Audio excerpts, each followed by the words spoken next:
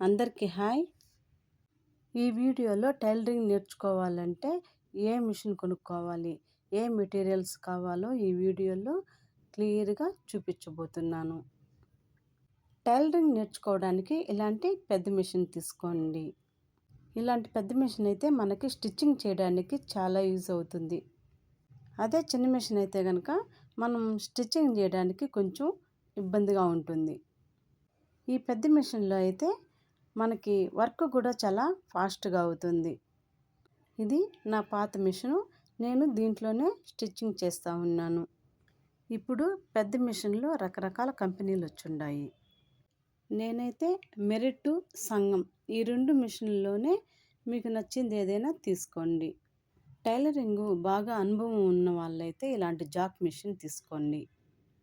కొత్తగా టైలరింగ్ నేర్చుకునే వాళ్ళైతే ఈ జాక్ మిషన్లో స్టిచ్చింగ్ చేయడం చాలా ఇబ్బందిగా ఉంటుంది.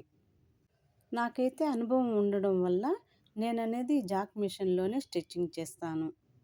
మీరైతే ఇంతకుముందు చూపించిన లాంటిది పెద్ద మిషన్ ఏదైనా కొత్తది తీసుకోండి. కొత్త మిషన్ అయితే లైఫ్ వస్తుంది. మనం టైలరింగ్ నేర్చుకోవడానికి కావాల్సిన మెటీరియల్స్ ఇవి. స్కేల్ ఒకటి కావాలి, అలాగే సిజర్ ఒకటి కావాలి, అలాగే మనకి మిషన్ సూదులు కూడా ఈ విధంగా తీసుకొని పెట్టుకోండి. అలాగే మార్కర్ ఒకటి తీసుకోండి. అలాగే హెమ్మింగ్ సూదులు ఈ విధంగా తీసుకోండి. తర్వాత మనం కొలతలకి టేప్ ఒకటి తీసుకోండి. అలాగే థ్రెడ్ ఒకటి తీసుకోండి.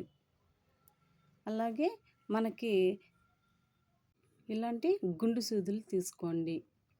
ఈ స్కేల్కి బదులు మీరు చెక్క స్కేల్ అయినా తీసుకోవచ్చు. మీరు టైలరింగ్ నేర్చుకోవడానికి ఇలాంటి మెటీరియల్స్ అన్నీ తీసుకొని వచ్చుకోండి.